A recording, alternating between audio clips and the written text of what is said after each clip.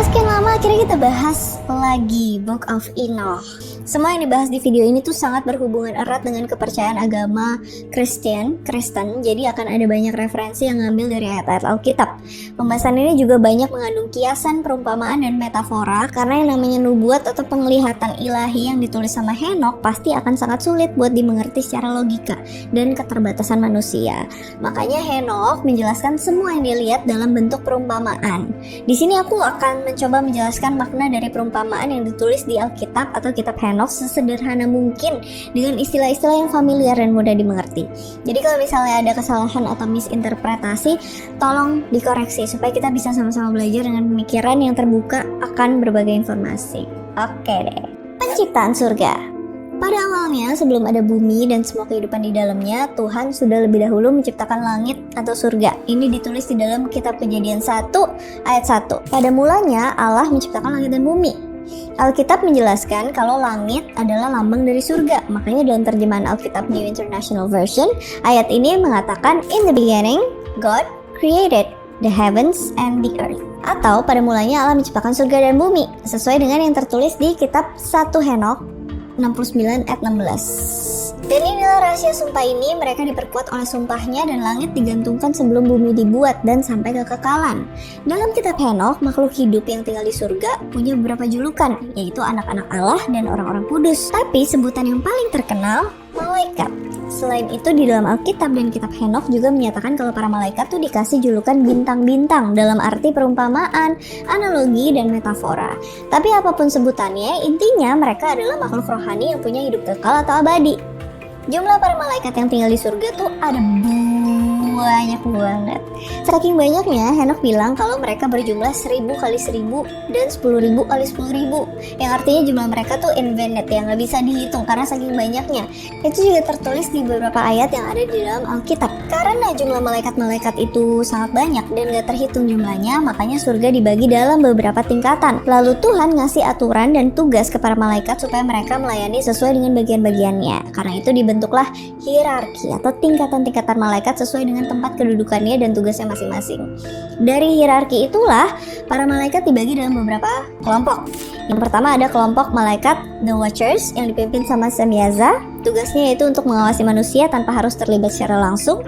Terus ada Archangels yang dipimpin sama malaikat Michael. Tugas Archangel yaitu sebagai pembawa pesan, penghulu malaikat, dan bala tentara surgawi.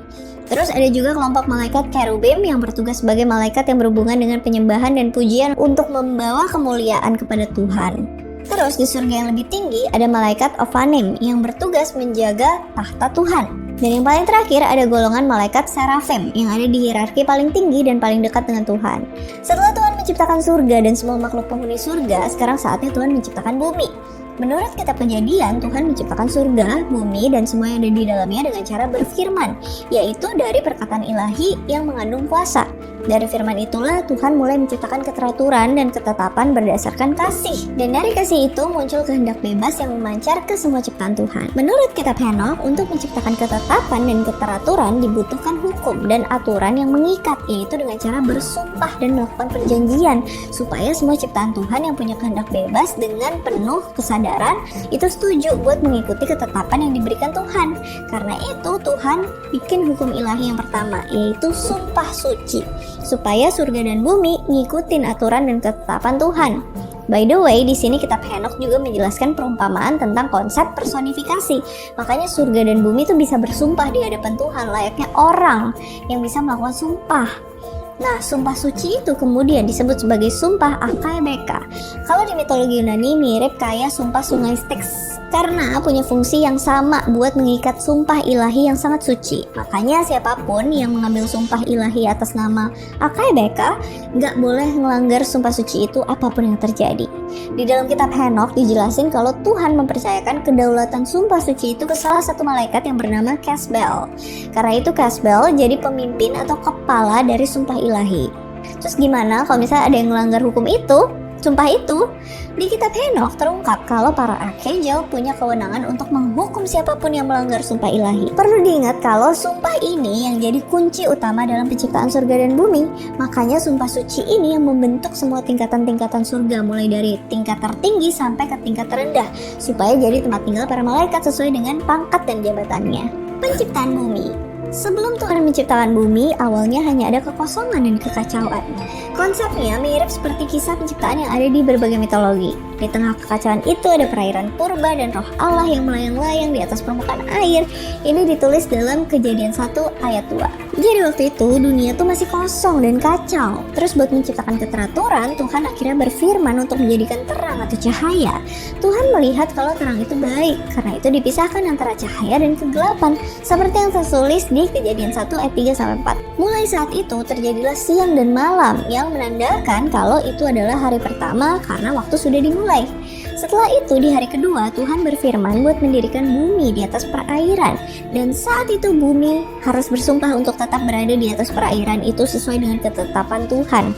Dari sudut pandang kitab Henokh, bumi bukan merujuk ke sebuah planet yang utuh seperti pemahaman pada umumnya, tapi bumi itu sebenarnya merujuk ke tanah. Karena secara etimologi kata bumi diambil dari bahasa Sanskerta yaitu bumi, yang berarti tanah. Sama seperti kata earth dalam bahasa Inggris yang diambil dari bahasa kuno Anglo-Saxon yaitu eartha, yang artinya juga sama, yaitu tanah. Intinya bumi itu mewakili tanah di mana kita berdiri, entah itu dataran rendah atau dataran tinggi. Tuhan juga membentuk semacam jurang yang sangat dalam sampai menembus bumi. Jurang ini yang kemudian dipakai sebagai tempat penghukuman kepada siapapun yang berbuat dosa. Setelah itu jurang ini bersumpah supaya tetap berada pada tempatnya dan gak bergerak kemana-mana.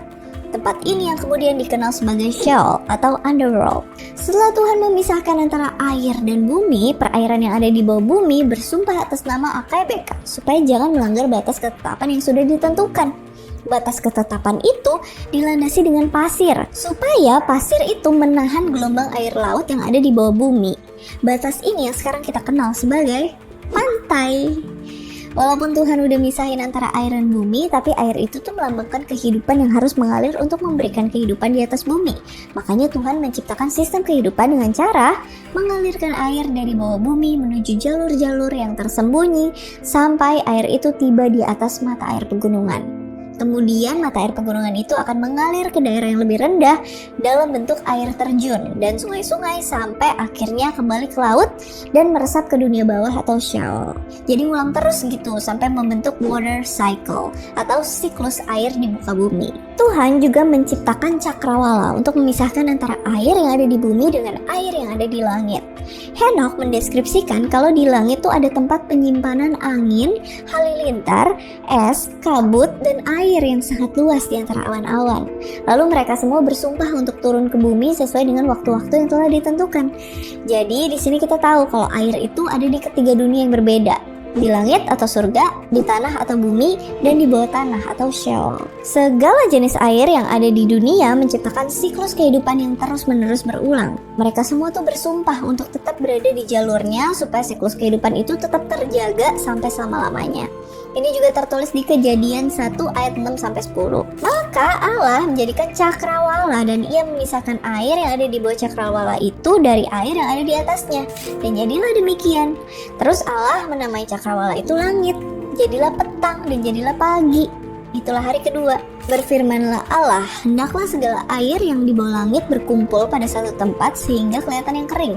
Dan jadilah demikian. Lalu Allah menamai yang kering itu darat dan kumpulan air itu dinamainya laut. Allah melihat bahwa semuanya itu baik.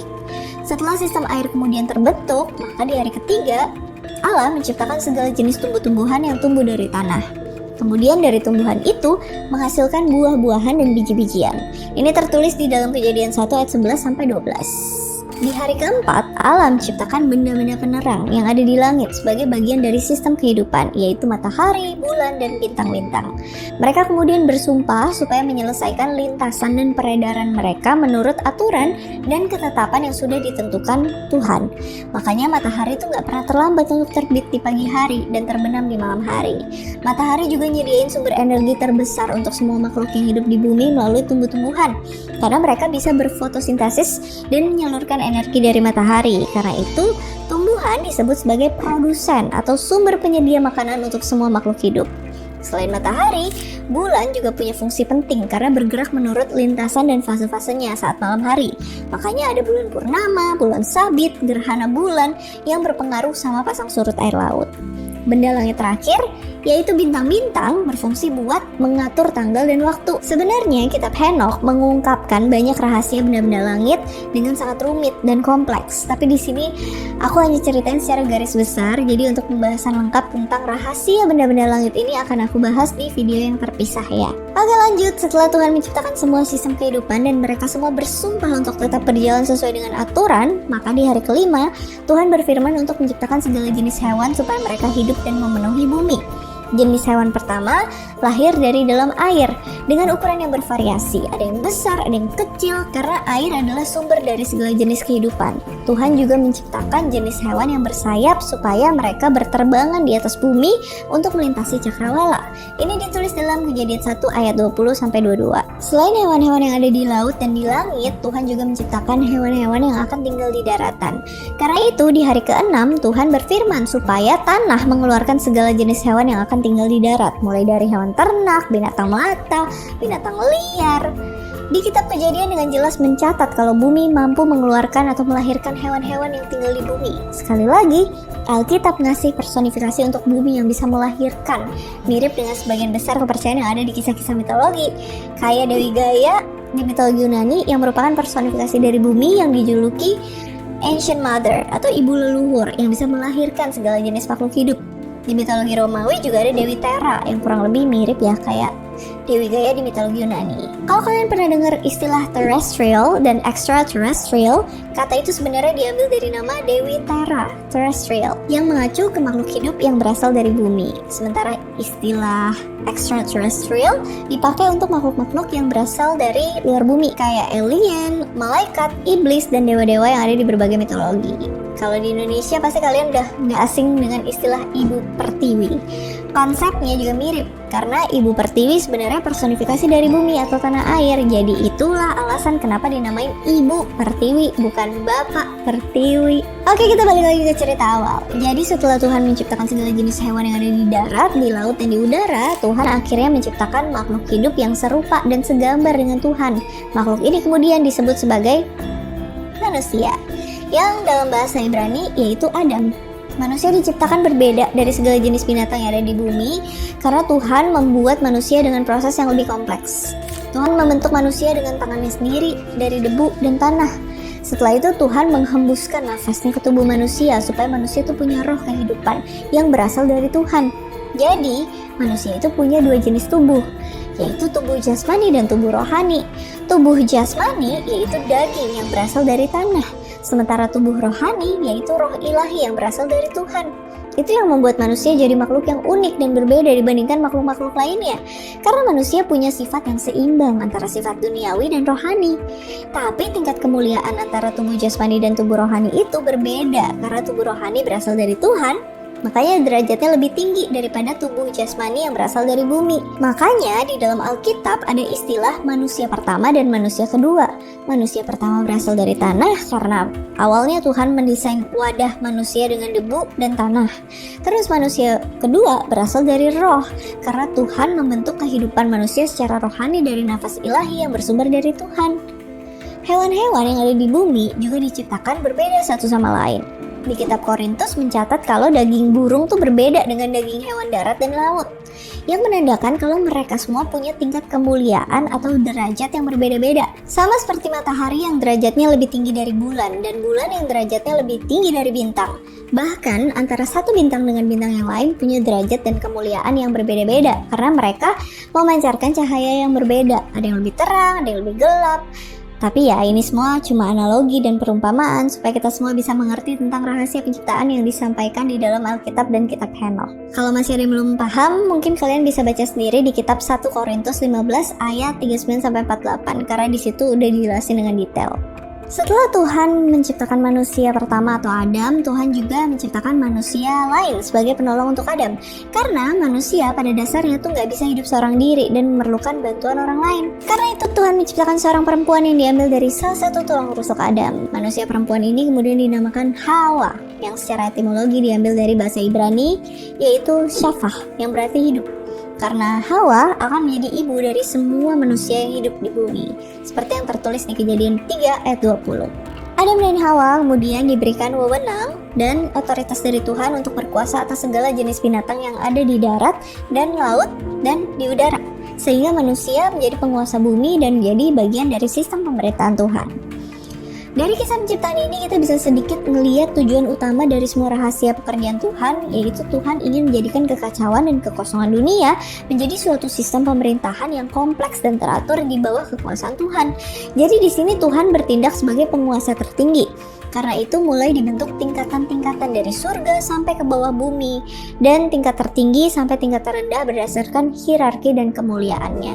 Ini tertulis di 1 Henokh 43 ayat 1. Dan setelah itu aku melihat semua rahasia surga dan bagaimana kerajaan itu dibagi.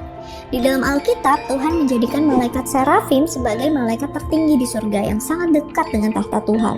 Sedangkan di bumi, Tuhan menjadikan manusia sebagai makhluk yang derajatnya paling tinggi di antara makhluk-makhluk lain. Namun di atas semua itu, Tuhan ada di posisi yang tertinggi, entah itu di surga, di bumi, dan di bawah, di underworld. Walaupun derajat dan hierarkinya beda-beda, tapi semua makhluk ciptaan Tuhan pada dasarnya itu sama karena mereka diciptakan dengan baik dan murni, sehingga harus berada di jalur yang benar tanpa menyimpang ke arah lain, seperti yang tertulis di 1 Henokh 69 ayat 11 dan Yeskiel 28 ayat 15. Kejatuhan malaikat, dosa pertama di surga. Setelah Tuhan menciptakan langit dan bumi, Tuhan juga ngasih kehendak bebas atau free will ke semua makhluk ciptaannya, termasuk para malaikat, supaya mereka tuh bisa mengasihi Tuhan dengan sepenuh hati dan melayani tanpa paksaan. Dari kehendak bebas itu terciptalah sebuah aturan dan ketetapan yang gak boleh dilanggar. Karena itu mulai dibentuk sumpah suci yang disebut sumpah Akayabeka sebagai hukum ilahi pertama yang menjadi perjanjian dari karunia kehendak bebas yang sudah diberikan Tuhan. Sumpah itu yang membuat para malaikat setuju buat jalanin aturan dan tugas yang udah ditetapin supaya mereka melayani dalam pemerintahan surga sesuai dengan bagian-bagiannya. Jadi pada dasarnya kehendak bebas itu sendiri yang menciptakan hukum. Tanpa kehendak bebas, maka hukum itu gak ada artinya. Karena itu para malaikat dikasih pilihan buat ngambil sumpah suci, dan mereka semua setuju buat mentaati tugas dan ketetapan yang udah diberikan Tuhan. Meski begitu, pada akhirnya malaikat sendiri yang menentukan apakah mereka akan tunduk sama perintah Tuhan atau justru melanggar semua ketetapan dan aturan menurut keinginan mereka sendiri. Di Alkitab dan Kitab Henokh ada banyak catatan tentang kejatuhan para malaikat karena mereka telah berdosa dan melanggar peraturan yang ditetapkan. Menurut pemahaman yang populer, malaikat yang pertama kali berdosa dan memberontak ke Tuhan dinamakan Lucifer. Walaupun di Alkitab emang namanya nggak disebutin secara eksplisit. Malaikat jatuh atau fallen angel yang dimention dalam Alkitab juga punya beberapa julukan, yaitu bintang timur, putra fajar, dan pembawa cahaya. Ini tertulis di dalam kitab Yesaya 14 ayat 12-14. Intinya kejatuhan malaikat pertama terjadi karena dosa kesombongan atau pride yang membuat Lucifer memberontak dan ingin menjadi seperti Tuhan di tingkatan surga yang paling tinggi. Menurut beberapa sumber, Lucifer itu dulunya termasuk salah satu golongan malaikat yang menempati hierarki tertinggi di surga, bahkan melebihi jabatan para archangel. Karena itu Lucifer jadi sombong, terus mempengaruhi dan menyesatkan malaikat-malaikat lain supaya mereka melanggar tugas yang diberikan Tuhan dan ikut memberontak di bawah kepemimpinan Lucifer.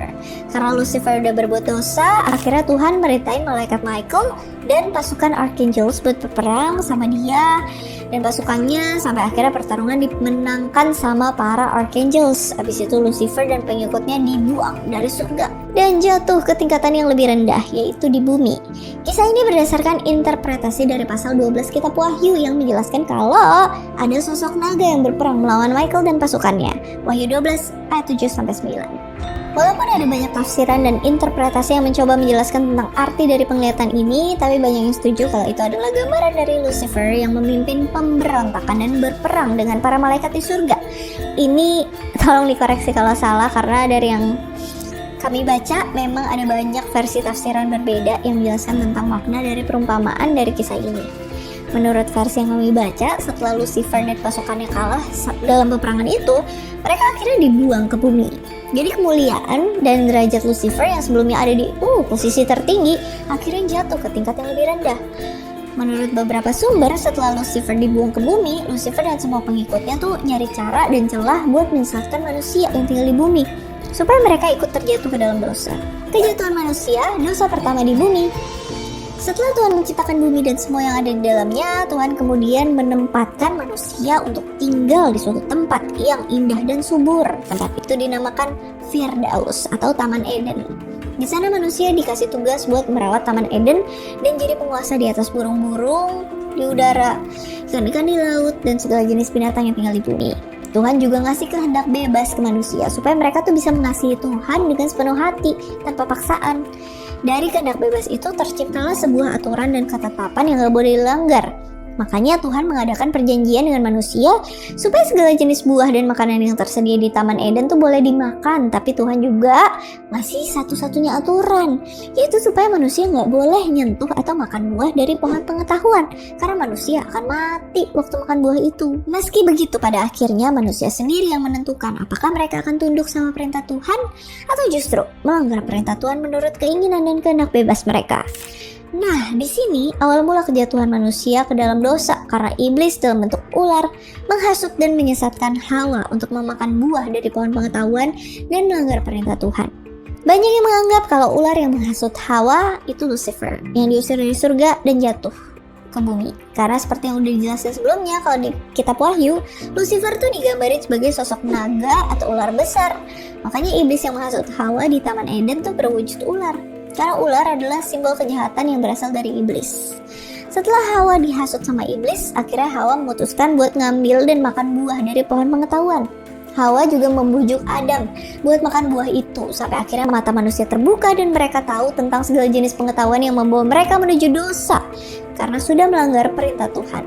Jadi, sekarang manusia kehilangan kemurnian dan kemuliaan Tuhan karena udah tercemar sama dosa. Dari kejadian ini, menurut kalian, siapa yang salah? Apakah ular? Apakah Hawa? Apakah Adam? Jawabannya bukan salah satu dari mereka, tapi tiga-tiganya emang salah karena dosa pertama dibawa sama si iblis dalam bentuk ular dengan cara mempengaruhi dan menyesatkan Hawa. Tapi kita juga perlu ingat kalau iblis itu gak pernah memaksa kok Hawa buat makan buah itu. Dia cuma membujuk dan mempengaruhi. Iblis gak punya kewenangan untuk memaksa Hawa karena manusia diberikan kehendak bebas. Jadi di sini posisinya manusia ada di tengah-tengah dan bebas memilih sesuai keinginannya, entah ikut perkataan iblis atau ikut perintah Tuhan. Pada akhirnya Hawa lebih memilih keinginannya untuk menuruti kata-kata sesat dari si iblis. Begitupun dengan Adam yang lebih memilih buat memakan buah pengetahuan yang ditawarin sama Hawa. Padahal Adam bisa aja ya milih buat nolak tawaran itu. Jadi ya tiga-tiganya emang salah. Makanya Tuhan menghukum mereka bertiga sesuai dengan perbuatannya. Ular dihukum supaya seumur hidupnya hanya bisa berjalan dengan perutnya. Lalu keturunannya, ular akan terus bermusuhan dengan anak-anaknya Hawa sampai di akhir zaman. Setelah itu Hawa dihukum supaya melahirkan anak-anaknya dengan penuh penderitaan dan kesakitan. Hukuman yang terakhir diberikan untuk manusia laki-laki yaitu Adam, karena Adam adalah orang terakhir yang jatuh ke dalam dosa setelah ular dan Hawa. Adam dihukum karena mendengarkan ajakan sesat dari Hawa, terus ikut makan buah dari pohon pengetahuan. Makanya dia dihukum supaya jangan menerima makanan apapun dari Hawa dan harus bekerja dengan susah payah buat menafkahi istri dan anak-anaknya. Hukuman ini bersifat duniawi atau hukuman bagi tubuh jasmani manusia yang berlaku seumur hidup. Begitupun dengan hukuman ular yang harus berjalan dengan perutnya, itu juga berlaku sampai sekarang. Tuhan juga melarang manusia buat makan buah dari pohon kehidupan yang ada di Taman Eden karena buah itu bisa bikin manusia punya umur yang panjang atau bahkan hidup abadi. Jadi sekarang manusia udah mengalami yang namanya kematian secara jasmani atau yang disebut kematian pertama. Ini sesuai dengan perkataan Tuhan yang bilang kalau manusia bakal mati saat memakan buah dari pohon pengetahuan. Walaupun emang ya nggak mati secara instan, tapi tubuh manusia pasti akan mati perlahan seiring dengan berjalannya waktu, entah karena usia atau penyakit. Selain hukuman duniawi, Tuhan juga menghukum manusia secara rohani karena seperti yang sebelumnya dijelasin kalau manusia terdiri dari dua bagian, yaitu daging dan roh. hukuman secara rohani, mengalami kematian yang kekal atau kematian kedua. Jadi roh manusia nggak akan hidup abadi di surga, tapi malah pergi ke alam maut. Karena awalnya manusia udah dikasih karunia untuk hidup kekal bersama-sama dengan Tuhan, tapi malah milih buat berbuat dosa yang menuntun kita semua ke jalan kematian, seperti yang tertulis di Roma 6 ayat 23. Kejatuhan manusia dalam dosa juga menciptakan jarak antara manusia dan Tuhan. Jadi tugas manusia yang sebelumnya udah diberikan sebagai bagian dari pemerintahan Tuhan untuk berkuasa atas semua makhluk hidup yang ada di bumi, akhirnya jatuh ke tingkat yang lebih rendah karena manusia udah diusir dari Taman Eden, sehingga harus bersusah payah buat hidup di padang belantara yang dipenuhi semak berduri sampai manusia itu kembali ke tanah atau mati secara jasmani.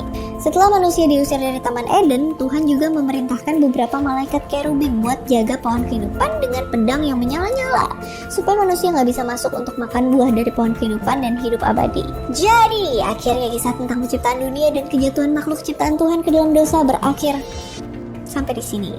Aku nyeritain kisah ini menurut sudut pandang Alkitab karena pada dasarnya kitab Henokh itu memang terhubung ke Alkitab, tapi tetap aja ada beberapa detail yang dijelasin di kitab Henokh buat mendukung isi dari Alkitab. Kalau menurut pemahaman yang interpretasi yang populer gitu ya, Lucifer bertanggung jawab atas semua dosa yang ada di surga dan di bumi, mulai dari menyesatkan para malaikat, memimpin pemberontakan melawan Tuhan, berperang melawan pasukan Archangel, jatuh ke bumi, terus mempengaruhi dan menyesatkan Hawa supaya ikut terjatuh ke dalam dosa dalam bentuk ular. Meski begitu, kitab Henokh gak pernah nyebutin nama Lucifer, tapi ada banyak nama-nama fallen angels yang bertanggung jawab atas semua dosa. Nama-nama mereka yaitu Jekun, Azazel, Gadriel, Asbel, Penemu, Kasdeja, dan Tabat. Ini adalah 7 kelompok fallen angel yang pertama kali jatuh dari surga. Masing-masing di antara mereka punya peran yang menciptakan dosa-dosa awal dari para malaikat dan manusia. Maka dari sekarang mereka-mereka ini yang dijuluki sebagai Satan atau iblis. Di antara ketujuh fallen angels itu, yang pertama kali berbuat dosa dan memberontak kepada Tuhan yaitu Jekun. Malaikat ini yang menyesatkan malaikat-malaikat lain supaya mereka bekerja sama dan berusaha melawan otoritas Tuhan. Yang kedua, Azazel, malaikat yang pertama kali mendarat di bumi terus disusul dengan ke-6 pasukan fallen angels lain. Di kitab Kejadian gak disebutin dengan jelas tentang identitas si ular yang membujuk Hawa buat makan buah pengetahuan. Jadi ular hanya sebagai simbol dan lambang kejahatan dari iblis. Meski begitu, di kitab Henokh terungkap kalau sebenarnya identitas asli dari ular yang ada di Taman Eden yaitu fallen angel Gadriel yang satu kelompok sama Azazel. Jadi udah terjawab nih rasa penasaran kita tentang identitas asli si ular misterius yang pertama kali menghasut manusia untuk jatuh ke dalam dosa. Kemudian kalau kalian masih ingat tentang hukuman ular yang tadi udah aku jelasin, ternyata keturunan ular yang dimaksud yaitu salah satu fallen angel yang bernama Tabat. Kalau di Alkitab, Tabat bisa dikaitkan dengan sebutan ular beludak yang biasanya mengacu ke orang-orang fasik yang tunduk ke dalam kuasa dosa, seperti yang tertulis di beberapa ayat ini. Bisa dibilang malaikat-malaikat tadi, Jekun, Azazel, Gadriel, dan Tabat sering dikaitkan dengan satu entitas yaitu Satan atau Lucifer kalau menurut pemahaman populer. Padahal kalau menurut kitab Henokh, mereka adalah entitas yang berbeda tapi masih ada dalam satu kelompok. Terus gimana sama peran ketiga fallen angels yang lain nih? Nah, ini masih ada hubungannya dengan kisah The Watchers yang pernah aku ceritain di video Book of Enoch Part 1. Jadi buat yang belum nonton atau yang udah lupa sama ceritanya, kalian wajib nonton video yang itu karena pembahasannya bakalan nyambung ke sana. Kalau yang masih ingat alur ceritanya, di video itu udah aku ceritain kalau kejatuhan The Watchers berawal dari salah satu malaikat yang membujuk Sembiasa, pemimpinnya The Watchers, supaya mereka jatuh ke dalam dosa dan melanggar tugas yang diberikan Tuhan, karena The Watchers akhirnya menuruti keinginan hawa nafsu mereka buat berhubungan seksual dengan anak-anak perempuan manusia. Nah, di video ini terungkap kalau malaikat yang membujuk Sembiasa yaitu Asbel. Malaikat ini ternyata bukan berasal dari pasukan The Watchers, tapi dia adalah salah satu dari ketujuh fallen angel pertama yang jatuh ke bumi, satu kelompok sama Azazel. Selanjutnya ada fallen angel Kasdeja yang ngajarin manusia tentang pukulan jahat. Kalau di Indonesia disebut dengan ilmu santet. Konsepnya sama yang dijelasin di kitab Henokh karena ilmu yang diajarin Kasdeja fungsinya buat ngirim penyakit dan malapetaka ke orang lain dengan kekuatan roh jahat. Ilmu gelap yang diajarin Kasdeja ini juga dipakai buat menggugurkan janin di dalam kandungan dan bisa dipakai buat nyerang pikiran dan jiwa manusia sampai orang itu jadi gila atau gangguan jiwa. Kitab Henokh juga menjelaskan kalau Henokh adalah manusia pertama yang dikaruniai kemampuan buat membaca dan menulis kebenaran firman Tuhan dari para malaikat. Tapi selain Henokh, ternyata ada banyak manusia yang belajar menulis dari fallen angels yang bernama Penemu.